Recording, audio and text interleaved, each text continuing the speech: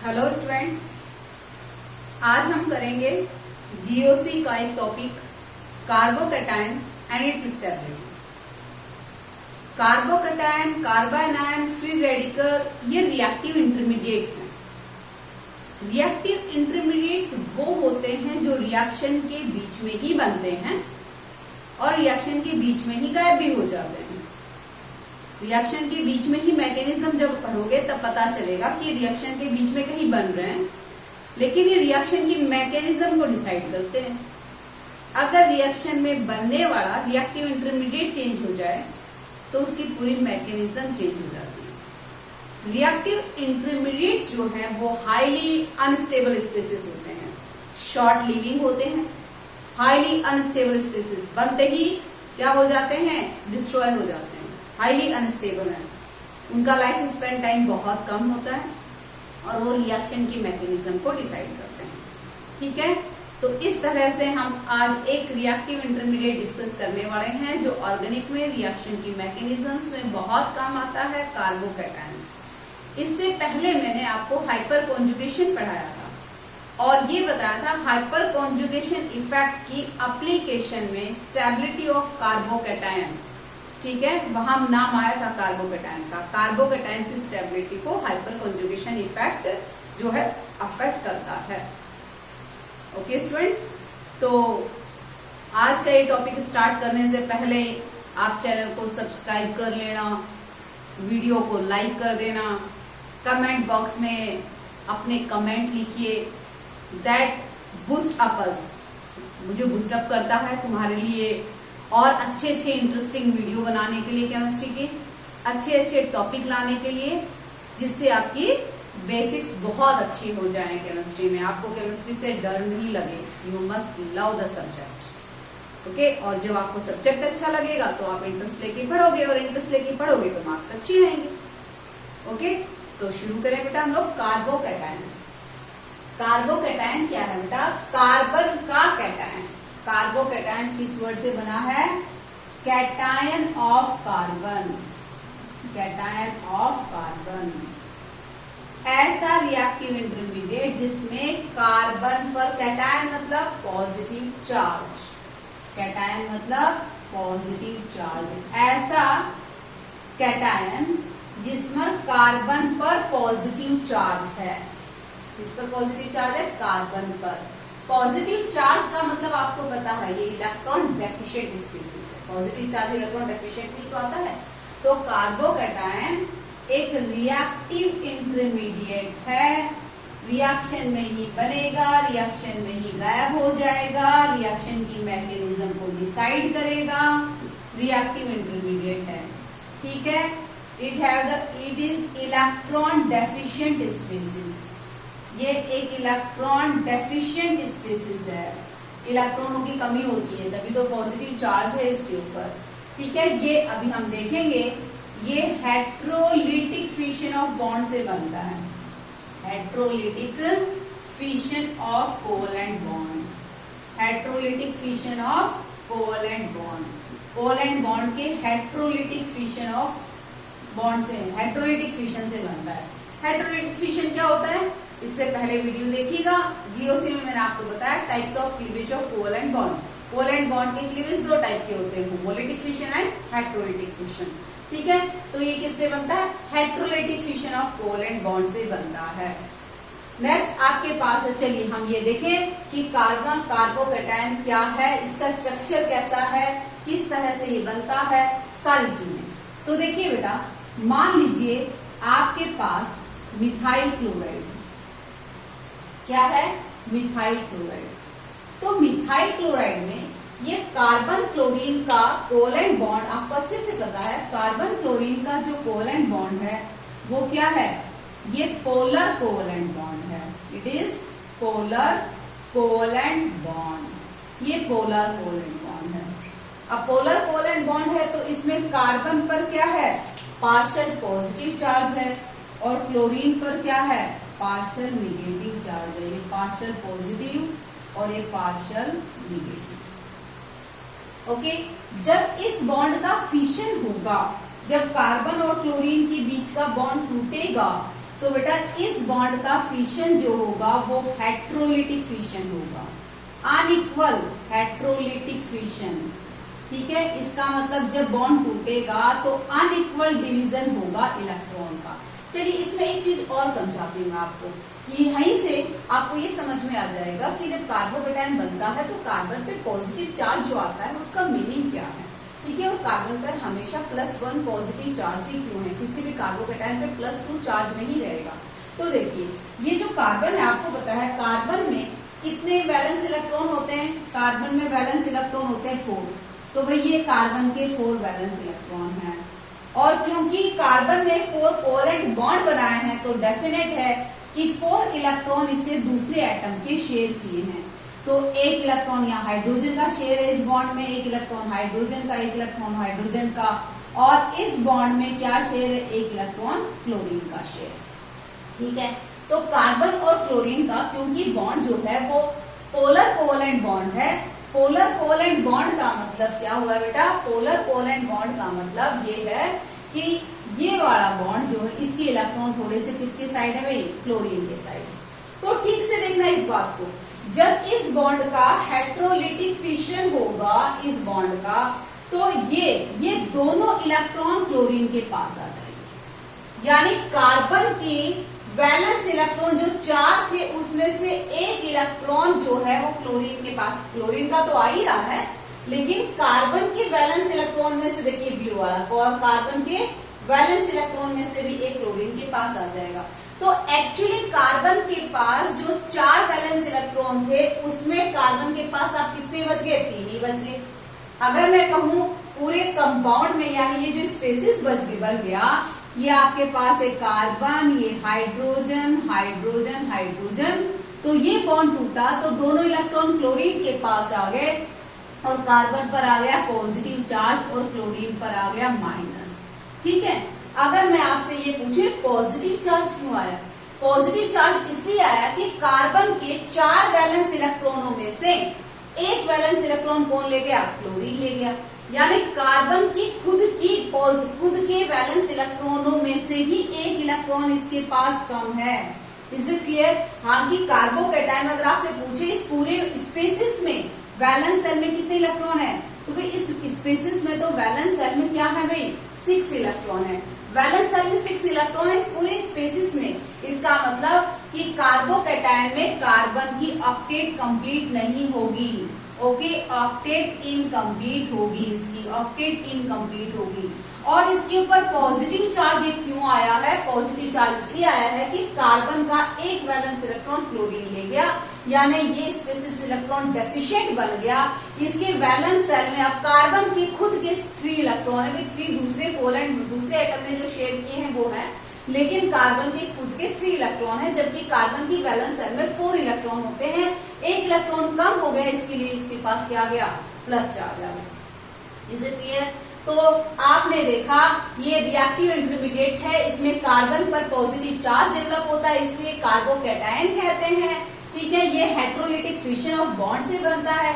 इस तरह से कार्बन और कोई एटम जिसमें क्या है, पोलर कोवेलेंट बॉन्ड है, उसका जो हेट्रोलिटिक फिशन होगा तो वो जो दूसरा जो इलेक्ट्रोनिगेटिव ग्रुप है वो दोनों इलेक्ट्रॉन लेकर जाएगा और कार्बन पर कार्बन पर पॉजिटिव चार्ज डेवलप हो जाएगा। तो ये रिएक्टिव इंटरमीडिएट जो बना है उसे कार्बोकेटायन कहेंगे।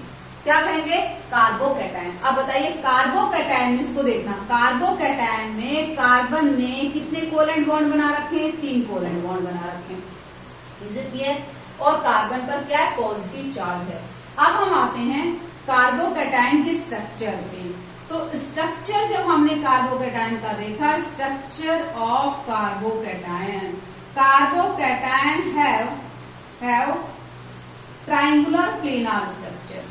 याद रखिएगा कार्बोकेटायन का स्ट्रक्चर जो है वो ट्राइंगुलर प्लेनार है, ट्राइंगुलर प्लेनार स्ट्रक्चर है इसका। कार्बोकेटायन में कार्बन एटम की हाइब्रिडाइजेशन स्टेट जो है वो sp2 है। हाइब्रिडाइजेशन स्टेट जो है कार्बन की वो sp2 है, और ये तीनों sp2 हाइब्रिड ऑर्बिटल किसी दूसरे एटम के साथ कोवेलेंट बॉन्ड बना लेंगी। इस तरह से कार्बन ने बना लिए 3 कोवेलेंट बॉन्ड, और कार्बन के पास ये फोर्थ, ये आपके पास ये फोर्थ ऑर्बिटल क्या है, वैकेंट है। sp2 हाइब्रिडाइजेशन में ये जो फोर्थ ऑर्बिटल बच जाती है कार्बन की, ये क्या होती है बेटा, वैकेंट p ऑर्बिटल। तो ये कार्बन के पास वैकेंट p ऑर्बिटल है, ठीक है। तो कार्बोकैटायन स्ट्रक्चर में आपने देखा इसका स्ट्रक्चर ट्रायंगुलर प्लेनार होगा, इसकी हाइब्रिडेशन स्टेट sp होगी, sp2 होगी। ये तीनों sp2 हाइब्रिड ऑर्बिटल किसी दूसरे एटम के साथ बॉन्ड बना लेंगी या ग्रुप के साथ, और हर कार्बोकैटायन में हर कार्बन एटम के पास एक वैकेंट p ऑर्बिटल होगी। अच्छा, ये वैकेंट p ऑर्बिटल कैसे बनी, ये आपको याद होगा हाइब्रिडाइजेशन में। देखिए, कार्बन का एक्साइटेड स्टेट में इलेक्ट्रॉनिक कॉन्फ़िगरेशन क्या होता है, ग्राउंड स्टेट में नहीं, एक्साइटेड स्टेट में। कार्बन का ग्राउंड स्टेट में इलेक्ट्रॉनिक कॉन्फ़िगरेशन है 1s2 2s2 2p2, लेकिन क्योंकि कार्बन 4 कोवेलेंट बॉन्ड बनाता है, इसलिए इसका एक इलेक्ट्रॉन 2s से कहाँ हो जाता है, जंप 2p में हो जाता है, ताकि इसमें 4 हाफ फील्ड ऑर्बिटल डेवलप हो जाए। अब जब इसमें एक इलेक्ट्रॉन चला गया, कार्बन के से एक इलेक्ट्रॉन चला गया C+, तो ये इलेक्ट्रॉनिक कॉन्फ़िगरेशन किसका हो गया भाई, C+ का हो गया, ठीक है। मैंने बताया ना, इसका एक वैलेंस इलेक्ट्रॉन चला गया। अब क्या हुआ, कार्बन एटम की ये जो 3 हाफ फील्ड ऑर्बिटल हैं, इन्होंने कर ली sp2 हाइब्रिडाइजेशन, ये हो गई इनकी sp2 हाइब्रिडाइजेशन। तो आपके पास देखा, ये जो sp2 हाइब्रिडाइजेशन के बाद ये जो p ऑर्बिटल बच गई वैकेंट, ये आपके पास p ऑर्बिटल वैकेंट बची है और अनहाइब्रिडाइज्ड ऑर्बिटल बची। यही अनहाइब्रिडाइज्ड ऑर्बिटल मैंने यहाँ पर बनाई है, तो ये आपके पास बच जाती है अनहाइब्रिडाइज्ड वैकेंट p ऑर्बिटल, इस तरह से कार्बन एटम का हाइब्रिडेशन स्टेट sp2 होता है कार्बोकैटायन में, और इसका स्ट्रक्चर जो होता है वो ट्रायंगुलर प्लेनार होता है। तो ये चीजें आपके समझ में आई कि कार्बोकैटायन जो है हेट्रोलिटिक फिशन ऑफ बॉन्ड से बनता है। कार्बोकैटायन कार्बन का कैटायन है, कार्बन पर पॉजिटिव चार्ज होता है, इलेक्ट्रॉन डेफिशिएंट स्पीसीज है। ओके भाई, अब हम आते हैं टाइप्स ऑफ कार्बोकैटायन। कार्बोकैटायन कितने टाइप का होता है, तो चलिए टाइप्स ऑफ कार्बोकैटायन में हम एक मिनट चलिए, तो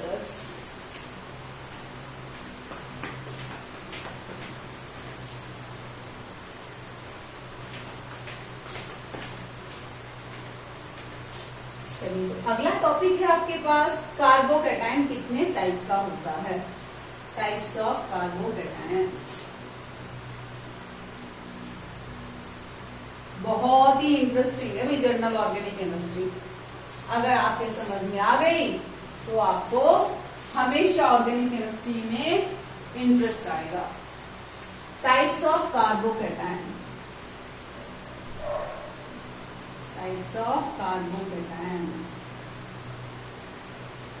स्टूडेंट्स, कार्बोकैटायन जो है वो आपके पास 3 टाइप का होता है। प्राइमरी कार्बोकैटायन, प्राइमरी मतलब 1 degree carbocation, 1 degree carbocation. Secondary carbocation, secondary carbocation को हम क्या लिखते हैं, 2 डिग्री कार्बोकैटायन। और tertiary carbocation that is 3 degree carbocation. Okay, secondary carbocation और ये आपके पास टर्शियरी कार्बोकैटायन। एक और भी है मिथाइल कार्बोकैटायन, ठीक है। एक है आपके पास, वो लास्ट में लिख दूंगी मैं। मेन टाइप तो 3 होते हैं, प्राइमरी कार्बोकैटायन, सेकेंडरी कार्बोकैटायन और टर्शियरी कार्बोकैटायन। देखिए, अगर पॉजिटिव चार्ज जो है वो प्राइमरी कार्बन एटम पर है, प्राइमरी कार्बन एटम, आपको पता है primary secondary tertiary carbocation carbon के टाइप पढ़ाया है मैंने आपको, नहीं पढ़े तो भाई जीओसी की पिछली वीडियोस देख लीजिए। टॉपिक का नाम है degrees of carbon atom, types of carbon atom and types of fusion of covalent bond. ये दोनों एक वीडियो में है, आप पिछली सारी वीडियोस देखिएगा तभी आपको आएगा समझ में कुछ। तो आपके पास ये पॉजिटिव चार्ज किस पर है, 1 डिग्री कार्बोकैटायन पे है, प्राइमरी कार्बोकैटायन पे है। इसमें बताइए ये क्योंकि कार्बोकैटायन कार्बन को प्राइमरी है इसलिए प्राइमरी कार्बोकैटायन हो गया। ये आपके पास बेंजीन, बेंजीन से अटैच है CH2 पॉजिटिव, कैसा कार्बोकैटायन है, इस कार्बोकैटायन को हम बेंजीलिक कार्बोकैटायन कहते हैं, बेंजीलिक कार्बोकैटायन। ओके, टाइप बताइए इसका टाइप है प्राइमरी, क्योंकि जिस कार्बन एटम पर पॉजिटिव चार्ज प्रेजेंट है, इस कार्बन एटम पर पॉजिटिव चार्ज प्रेजेंट है, वो कौन सा कार्बन एटम है, ये कार्बन एटम प्राइमरी है। ओके, आगे देख लीजिए आपके पास CH2 double bond CH2 positive. Okay, ये वाला कार्बन एटम क्या है, ये वाला कार्बन एटम प्राइमरी है, ये वाला कार्बन एटम प्राइमरी है, प्राइमरी कार्बन एटम। अब प्राइमरी कार्बन एटम पर पॉजिटिव चार्ज है तो प्राइमरी कार्बोकैटायन होगा, और इस कार्बोकैटायन को कहते हैं एलाइलिक, क्योंकि एलाइलिक कार्बन एटम पर पॉजिटिव चार्ज है, allylic carbon atom. Type of carbon atom में मैंने सारा करवाया आपको। तो benzylic carbon allylic carbocation, sorry allylic carbocation. Okay, तो बेंजिलिक कार्बोकैटायन, एलाइलिक कार्बोकैटायन, ये सारे इथाइल कार्बोकैटायन, ये सब क्या है भाई, प्राइमरी कार्बोकैटायन है, क्योंकि इन सभी में पॉजिटिव चार्ज जो है वो प्राइमरी कार्बन एटम पर प्रेजेंट है। यानी जिस कार्बन एटम पर पॉजिटिव चार्ज प्रेजेंट है वो कार्बन एटम सिर्फ दूसरे एक ही कार्बन एटम से डायरेक्टली अटैच है। अब आते हैं हम लोग सेकेंडरी कार्बोकैटायन। देखिए CH3 CH CH3, ये कार्बन, पहले मुझे आप ये बताइए इस कार्बन का टाइप कौन सा है, ये कार्बन किस टाइप का है, ये कार्बन आपके पास है सेकेंडरी, ये कार्बन है आपके पास secondary carbon atom. Okay, secondary carbon atom, क्योंकि ये कार्बन एटम दूसरे कितने कार्बन से अटैच है, डायरेक्टली 2 कार्बन एटम से अटैच है, therefore it is called secondary carbon atom. और सेकेंडरी कार्बन एटम पर पॉजिटिव चार्ज है इसलिए सेकेंडरी कार्बोकैटायन है। ओके, चलिए कुछ और एग्जांपल दूं मैं आपको सेकेंडरी कार्बोकैटायन के, जिसमें जिस कार्बन एटम पर पॉजिटिव चार्ज है अगर वो सेकेंडरी कार्बन एटम है, सेकेंडरी कार्बन एटम है तो सेकेंडरी कार्बोकैटायन हो गया। देखिए ये सेकेंडरी कार्बन एटम है, डायरेक्टली दूसरे 2 कार्बन एटम से अटैच है, ये वाला कार्बोकैटायन भी क्या है आपके पास, सेकेंडरी है, क्योंकि ये डायरेक्टली कार्बन एटम दूसरे 2 कार्बन एटम से अटैच है। टर्शरी कार्बोकैटायन, टर्शरी कार्बोकैटायन किसे कहेंगे, वो कार्बोकैटायन जिसमें positive charge tertiary carbon atom पर है। देखो यहाँ पर पॉजिटिव चार्ज इस कार्बन एटम पर है और ये कार्बन एटम किस नेचर का है, टर्शरी, क्योंकि दूसरे कितने कार्बन एटम से अटैच है भाई, 3 से अटैच है। और एग्जाम्पल ले ले भी टर्शरी कार्बन एटम का, मान लो 3 बेंजीन रिंग है और ये 3 बेंजीन रिंग जो है वो कहाँ अटैच है भाई, इस कार्बन से, और इस कार्बन पर है पॉजिटिव चार्ज, यानी कार्बन का कैटायन है ये, और ये पॉजिटिव चार्ज जो है कार्बन का वो टर्शरी कार्बन एटम पर है। Is it clear? तो हो गया आपके पास प्राइमरी, सेकेंडरी और टर्शरी। एक है आपके पास मिथाइल कार्बोकैटायन, मिथाइल कार्बोकैटायन। देखिए क्या है ये मिथाइल कार्बोकैटायन, आपके पास मिथाइल है CH3 पर पॉजिटिव चार्ज है, ठीक है। मिथाइल कार्बन 3 हाइड्रोजन से जुड़ा हुआ है और इस पर पॉजिटिव चार्ज है। ये कार्बन एटम से कोई दूसरा कार्बन एटम नहीं जुड़ा हुआ, इसीलिए इसे क्या कहेंगे, मिथाइल कार्बोकैटायन, ठीक है। तो टाइप ऑफ कार्बोकैटायन आपके समझ में आए, प्राइमरी कार्बोकैटायन, सेकेंडरी, टर्शरी और मिथाइल। अलाइलिक कार्बोकैटायन और बेंजीलिक कार्बोकैटायन किसके एग्जाम्पल हैं, प्राइमरी कार्बोकैटायन के एग्जाम्पल, ठीक है। तो आपको समझ में आ गया कार्बोकैटायन होता क्या है। कार्बोकैटायन एक बार स्क्रीनशॉट ले लो, इसका कॉपी कर लेना, अपने नोट्स जरूर बनाना, जैसा कि मैं आपको बार बार बोलती रहती हूँ। चलिए तो अब आपके पास आपने क्या, कार्बोकैटायन होते क्या हैं, कार्बोकैटायन के टाइप कितने हैं, कार्बोकैटायन का स्ट्रक्चर कैसा है और कार्बोकैटायन बनता कैसे है। ठीक है, अब हम आएंगे that is stability of carbocation, carbocation की स्टेबिलिटी। ठीक है, चलिए अगला टॉपिक जो बहुत ही इंपॉर्टेंट है बेटा, स्टेबिलिटी, स्टेबिलिटी ऑफ कार्बोकैटायन। बहुत अच्छे अच्छे एग्जाम्पल मैं आपको दूंगी कार्बोकैटायन।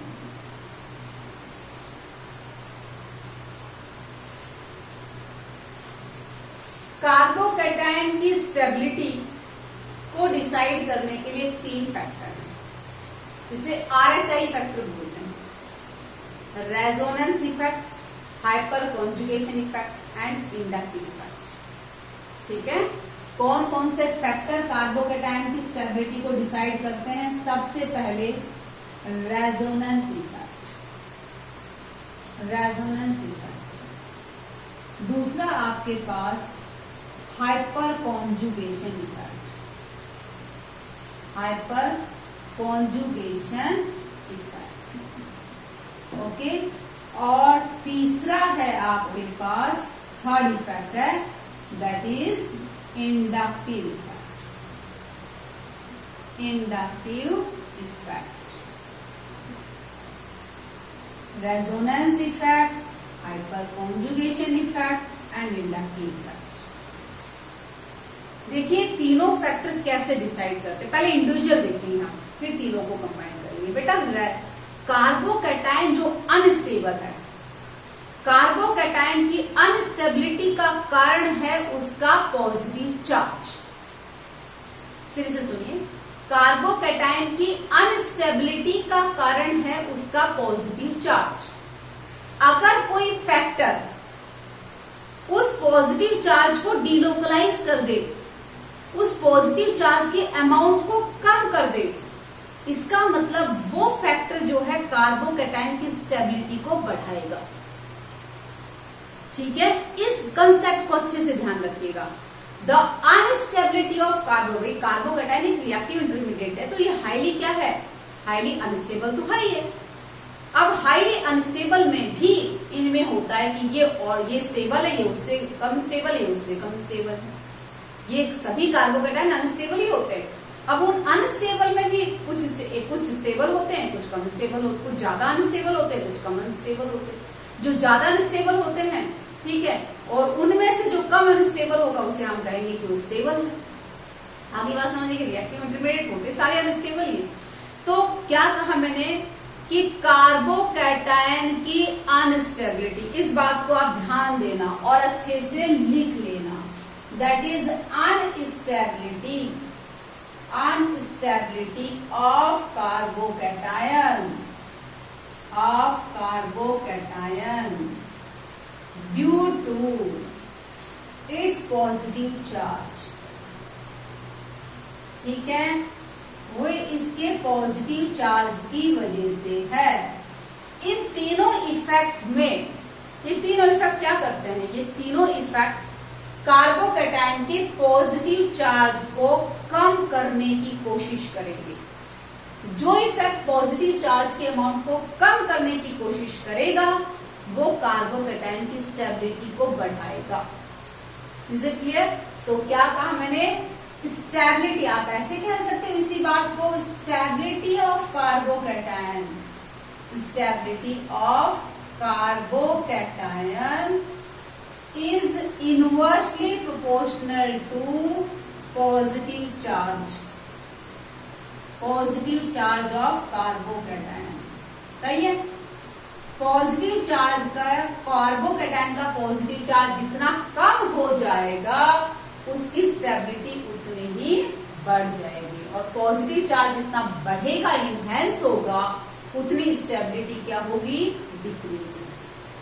ओके, एनी फैक्टर, ध्यान रखना, एनी फैक्टर which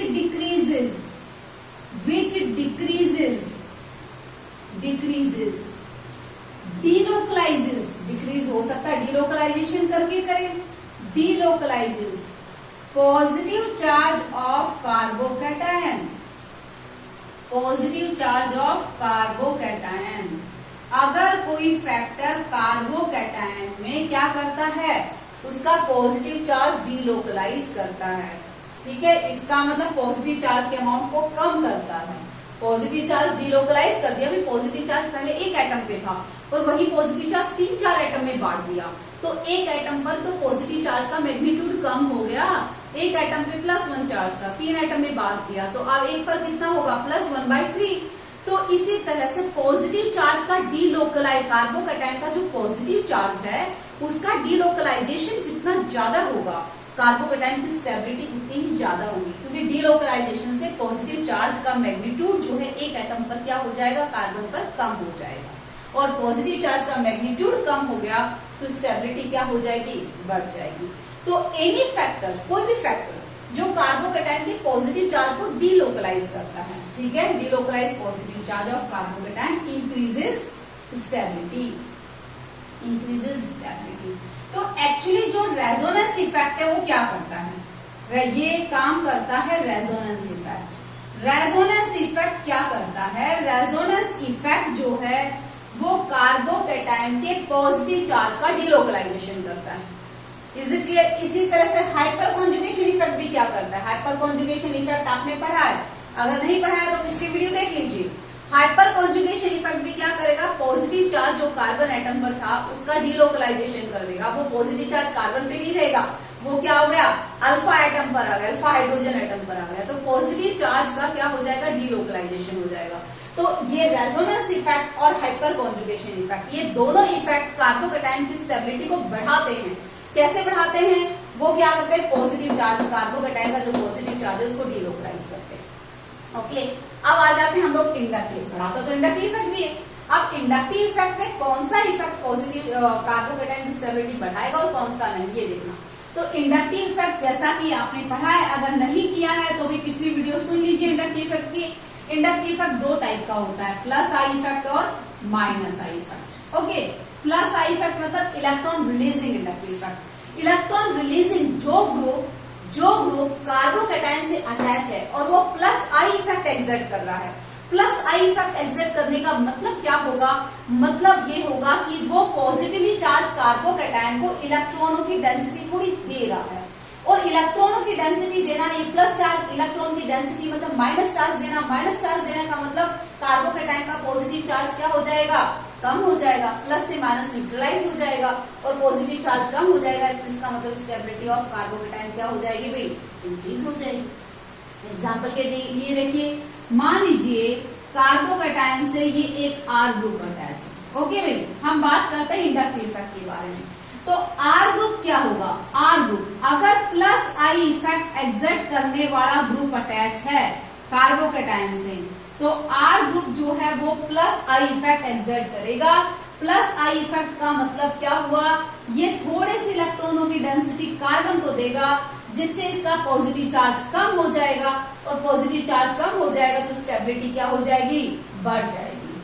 ओके, तो यानी प्लस आई इफेक्ट वाले ग्रुप हैं वो कार्बोकैटायन की स्टेबिलिटी को इंक्रीज करेंगे, इंक्रीजेस स्टेबिलिटी, इंक्रीजेस स्टेबिलिटी।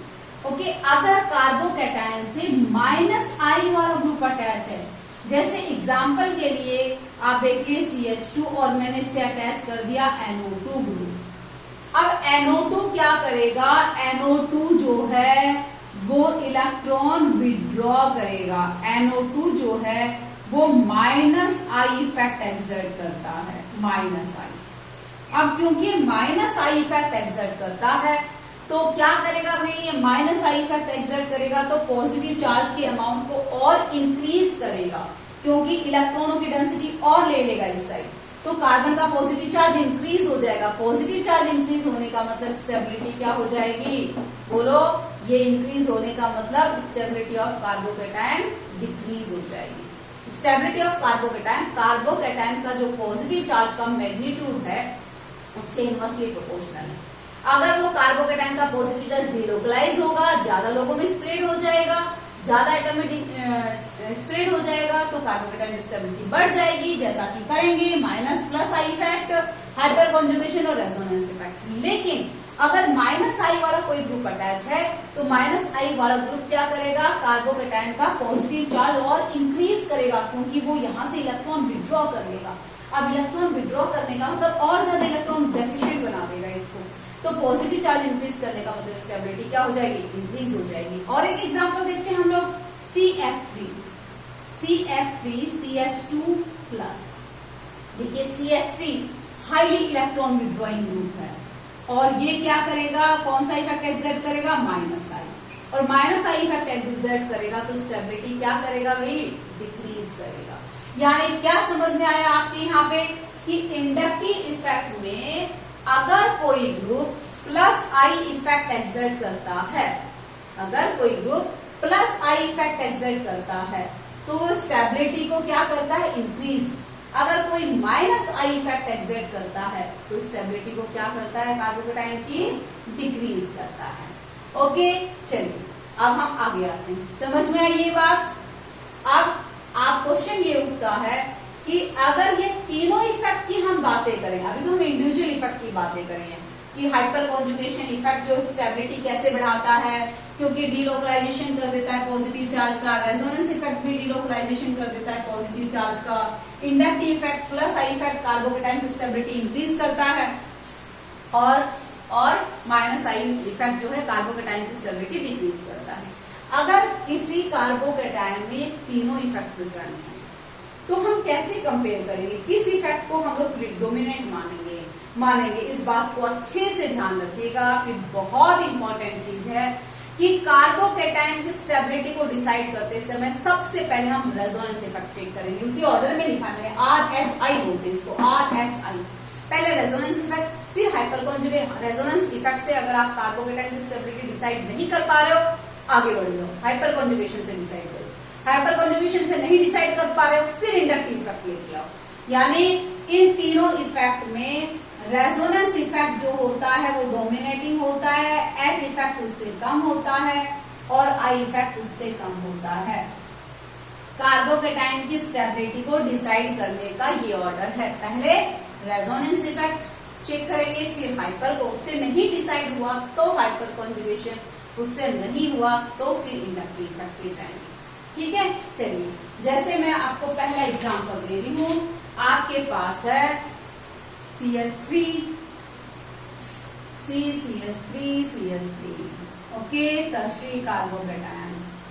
दूसरा हमारे पास सेकेंडरी, और ये ले लो CH3 CH2+ प्राइमरी। देखिए बेटा, ये A है, ये B है, ये C है। आपको का स्टेबिलिटी का ऑर्डर बताओ, तो क्योंकि इसमें कॉन्जुगेशन, तो अब रेजोनेंस इफेक्ट किसमें होता है, रेजोनेंस इफेक्ट उनमें होता है जिनमें कॉन्जुगेशन होता है। कॉन्जुगेशन क्या है, कैसे रेजोनेंस इफेक्ट फाइंड आउट करेंगे, सारी चीजें किसमें कर चुके हो, रेजोनेंस इफेक्ट अलग से वीडियो बनाई हुई है, आप देखिए रेजोनेंस इफेक्ट का कंसेप्ट। बेटा ये रेजोनेंस इफेक्ट में आपको रेजोनेंस इफेक्ट समझ में आएगा, हाइपर कॉन्जुगेशन की वीडियो में वो समझ में आएगा, इंडक्टिव इफेक्ट की अलग से वीडियो बनाई है उसमें आपको वो समझ में आएगा। वो तीनों वीडियो देखने के बाद अब आप कार्बोकेटाइन की स्टेबिलिटी डिसाइड कर पाओगे। ठीक है, इसीलिए फिर से मैं आपसे दोबारा रिक्वेस्ट कर रही हूँ, आप पिछली वीडियोस देखिए भाई, देखो, अदरवाइज जीओसी साफ हो जाएगी, कुछ समझ में नहीं आएगा।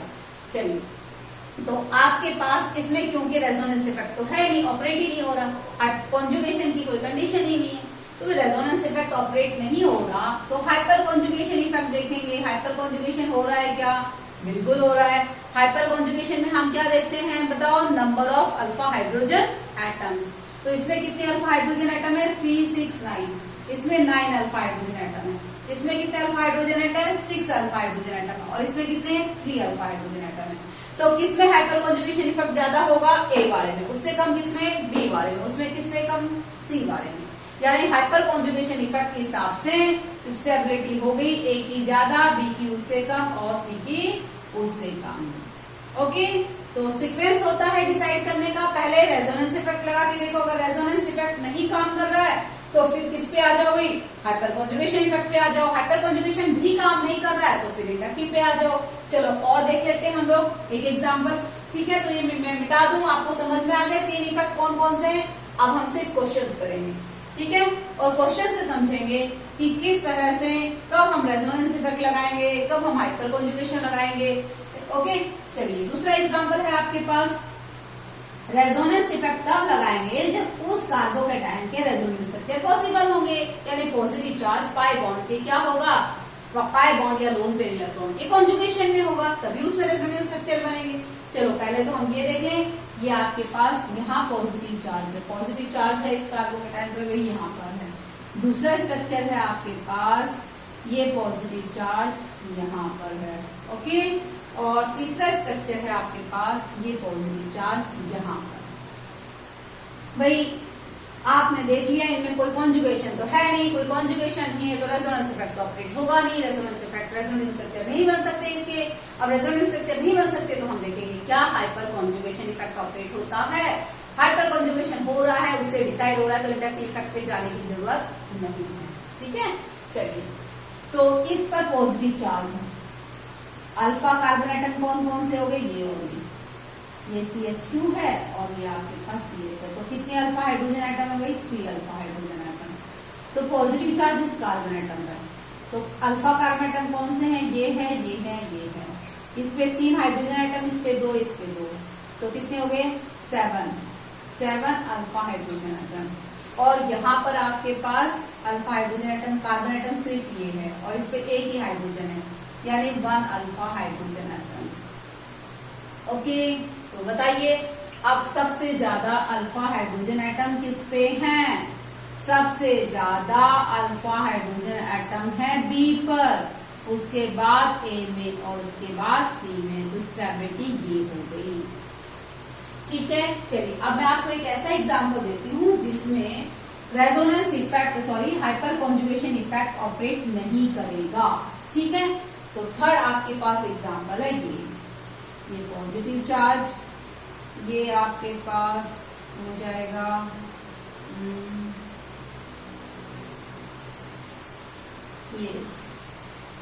ये 2 कार्बोकेटायन है, क्योंकि रेजोनेंस इफेक्ट तो होगा ही नहीं। आप देख रहे हो इनके रेजोनेंस स्ट्रक्चर नहीं बना सकते क्योंकि कॉन्जुगेशन है ही नहीं इनमें। कार्बोकेटायन किसमें बनाएंगे, किसमें बनाएंगे वो भी आपको आएगा, किसमें बनाएंगे हम रेजोनेंस स्ट्रक्चर। ठीक है, इसमें तो नहीं बना सकते। तो चलिए अगर इसमें नहीं बना सकते तो ये देखो आपके पास, ये आपके पास अल्फा हाइड्रोजन एटम कितने हैं, अल्फा हाइड्रोजन एटम है 6 अल्फा हाइड्रोजन एटम। ये इस कार्बन पे पॉजिटिव चार्ज है तो इसमें भी कितने अल्फा हाइड्रोजन एटम है, 6 अल्फा हाइड्रोजन एटम।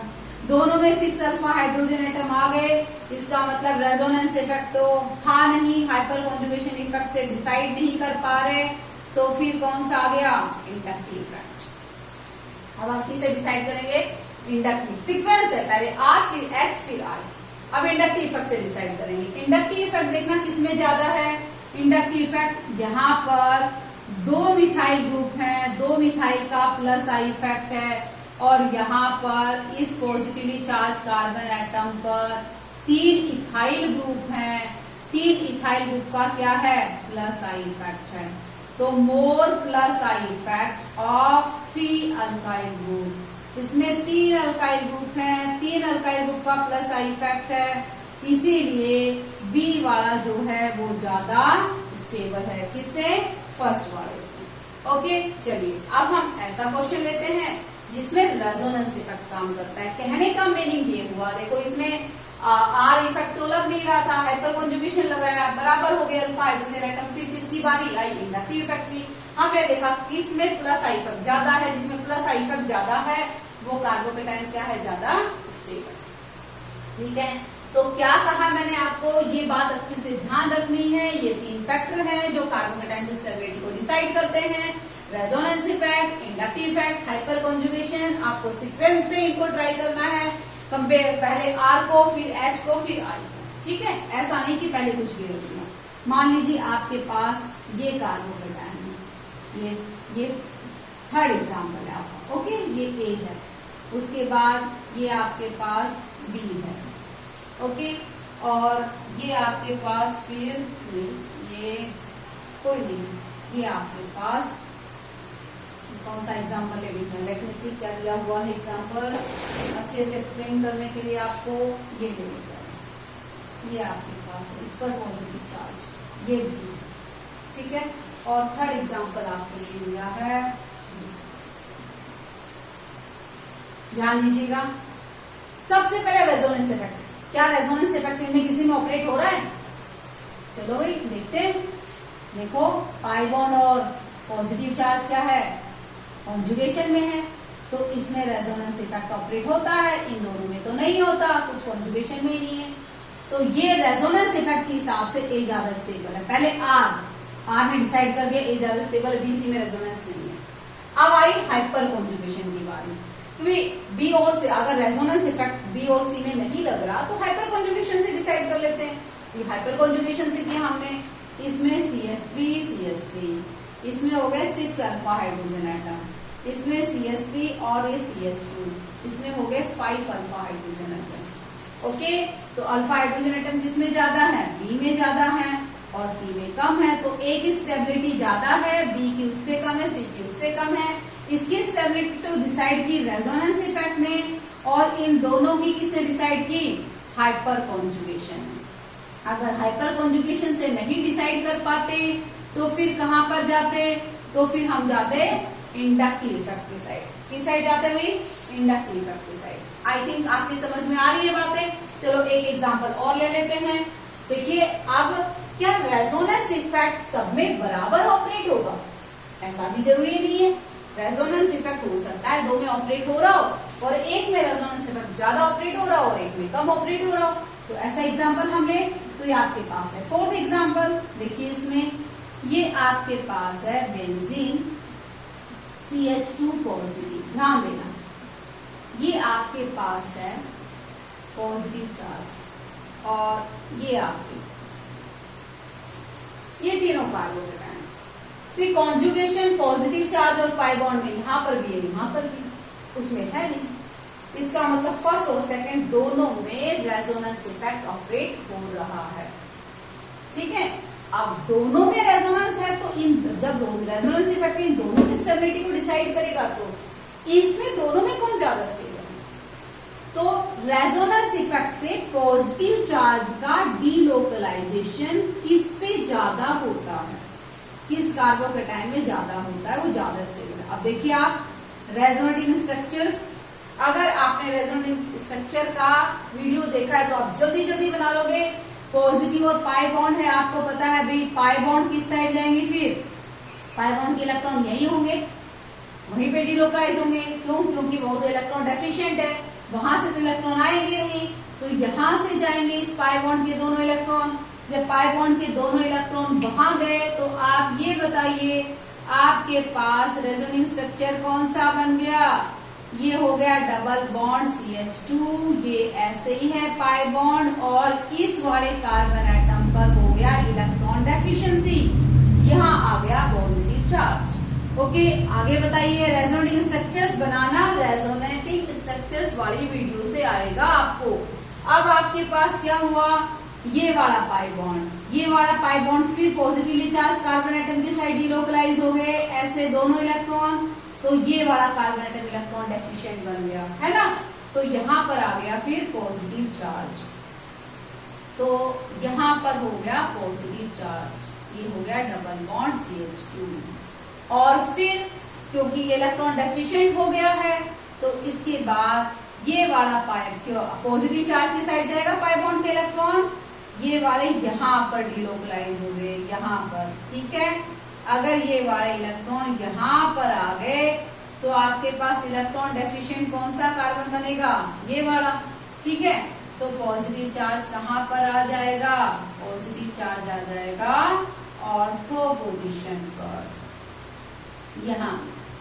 यानी आपने देखा कि कार्बन का पॉजिटिव चार्ज कितने एटम्स पर डिलोकलाइज होगा, इस पर था, यहां पर हुआ, फिर यहां पर हुआ, यहां पर, यानी 3 एटम पर डिलोकलाइज होगा। बेंजीन रिंग में 3 कार्बन एटम पर और डिलोकलाइज हो गया, ठीक है। यानी इसमें रेजोनेंस इफेक्ट की वजह से 3 एटम पर कार्बोकेटायन क्या हो रहा है भाई, पॉजिटिव चार्ज डीलोकलाइज हो रहा है बेंजीन रिंग के तीनों एटम पर, या ऑर्थो पर, पैरा पर और फिर किस पर, ऑर्थो पर। ठीक है, अगर हम वो वाला कार्बोकेटायन देखें CH2 double bond CH CH2 plus, तो डेफिनेट है इसमें भी कॉन्जुगेशन है, तो रेजोनेंस इफेक्ट इसमें भी होगा। तो ये पाई बॉन्ड के इलेक्ट्रॉन टूटकर यहाँ जाएंगे। ओके, और पाई बॉन्ड के इलेक्ट्रॉन टूटकर यहाँ जाएंगे तो आप देखोगे कि डीलोकलाइजेशन कितनी जगह हुआ भाई, ये हो गया आपके पास CH2 plus CH double bond CH2, उस पॉजिटिव चार्ज कार्बन का, ये पॉजिटिव चार्ज है वो यहाँ आ गया, यानी कितने कार्बन एटम में डीलोकलाइजेशन हुआ पॉजिटिव चार्ज का 2, और यहाँ पर इस पे और फिर 3 इस पर, यानी कितने पर डीलोकलाइज है पॉजिटिव चार्ज 4 एटम पर, इसमें कितने पर डीलोकलाइज है 2 एटम पर। तो बेंजाइल कार्बोकेटायन में डीलोकलाइजेशन ऑफ पॉजिटिव चार्ज ज्यादा होता है ड्यू टू रेजोनेंस इफेक्ट, और इसमें क्या होता है, कम होता है। इस दोनों में रेजोनेंस इफेक्ट है, लेकिन delocalization of positive charge resonance effect के हिसाब से इसमें ज्यादा होता है, इसमें कम होता है, और इसमें रेजोनेंस इफेक्ट है ही नहीं। Is it clear? तो स्टेबिलिटी क्या हो जाएगी, ए की स्टेबिलिटी ज्यादा है, बी की उससे कम है और सी की उससे कम है। ओके ओके स्टूडेंट्स, आपकी समझ में आ रहा है? यानी अगर क्या नहीं हो रहा है भाई, रेजोनेंस इफेक्ट ऑपरेट नहीं हो रहा है तो हाइपर कॉन्जुगेशन कीजिए, हाइपर कॉन्जुगेशन नहीं हो रहा है तो इंडक्टिव इफेक्ट कीजिए। अदरवाइज सबसे पहले किससे डिसाइड करेंगे, रेजोनेंस इफेक्ट से। और रेजोनेंस इफेक्ट मान लीजिए 2-3 कार्बोकेटायन में हो रहा है, तो फिर हम ये देखेंगे कि किस कार्बोकेटायन में, बताइए, रेजोनेंस इफेक्ट ज्यादा पॉजिटिव चार्ज को डीलोकलाइज कर रहा है, ज्यादा एटम पर डीलोकलाइज कर रहा है, उसमें रेजोनेंस इफेक्ट मोर स्ट्रॉन्ग है। ठीक है, चलिए एक एग्जांपल ले लें। Primary carbocation 1 degree carbocation, 2 degree, 3 degree, ये नहीं लिया है आपने, सबसे सिंपल है ये, 2 डिग्री और 1 डिग्री। ठीक है, और आपके ले लेते हैं मिथाइल कैटायन। इसमें ना तो इंडक्टिव, बताइए, सॉरी, रेजोनेंस इफेक्ट ऑपरेट होगा ही। अब रेजोनेंस इफेक्ट ऑपरेट नहीं होगा तो कौन सा करेंगे, हाइपर कॉन्जुगेशन। इसमें 9 अल्फा हाइड्रोजन एटम, इसमें कितने हैं आपके पास, 6 अल्फा हाइड्रोजन एटम, उसमें 3 अल्फा हाइड्रोजन एटम, उसमें 1 भी अल्फा हाइड्रोजन एटम नहीं। तो हाइपर कॉन्जुगेशन स्ट्रक्चर के हिसाब से इसमें ज्यादा अल्फा हाइड्रोजन एटम, इसलिए ज्यादा स्टेबल है, ये उससे कम है, ये उससे कम है, और मिथाइल कैटायन जो है वो सबसे लीस्ट स्टेबल है यहाँ पर। Okay students, I hope guys आपको ये क्लियर हो गया है कि कार्बोकेटायन क्या है, कार्बोकेटायन कैसे बनते हैं, कार्बोकेटायन का स्ट्रक्चर कैसा है, और कार्बोकेटायन की स्टेबिलिटी कैसे डिसाइड की जाती है, किससे, RHI सीक्वेंस वाइज। पहले रेजोनेंस इफेक्ट देखेंगे, फिर हाइपर कॉन्जुगेशन, और लास्ट में अगर इन दोनों से नहीं हुआ तो क्या देखेंगे, inductive effect. Plus I effect वाले ग्रुप कार्बोकेटायन की स्टेबिलिटी को क्या करते हैं, इंक्रीज, और माइनस आई वाले ग्रुप कार्बोकेटायन की स्टेबिलिटी को क्या करते हैं, डिक्रीज। ओके स्टूडेंट्स, तो वीडियो को शेयर कर देना, लाइक कर देना, भाई कमेंट बॉक्स में भी लिखकर बता देना कि आपको कार्बोकेटायन के कंसेप्ट क्लियर हुए कि नहीं, ताकि मैं आपके लिए और अच्छे इंटरेस्टिंग टॉपिक के वीडियोस लेकर आऊं और आपकी केमिस्ट्री बूस्टअप हो। Okay students, have a nice day. बहुत अच्छे से आप पढ़ाई करो और अच्छे मार्क्स स्कोर करो।